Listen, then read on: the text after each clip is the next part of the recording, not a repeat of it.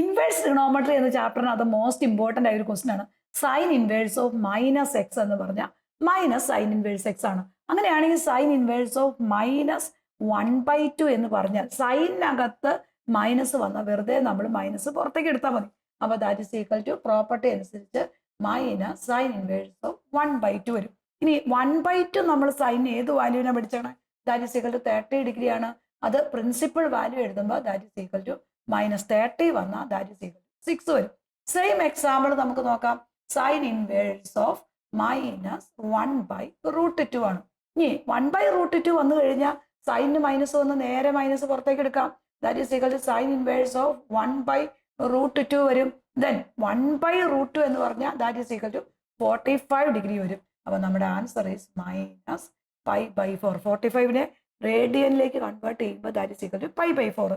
ഇനി another example നോക്കാം. Sine inverse of -√3/2 ആണ്. സൈനിന് മൈനസ് വന്നു കഴിഞ്ഞാൽ മൈനസ് നേരെ പുറത്തേക്ക് എടുത്തു മൈനസ് സൈൻ ഇൻവേഴ്സ് ഓഫ് √3/2 വരും. ഇനി √3/2 ഏത് വിലയ്ക്കാണ് പഠിച്ചേക്കണേ? That is equal to 60 degree ആണ്. അപ്പൊ നമ്മുടെ പ്രിൻസിപ്പൽ വാല്യൂ -π/3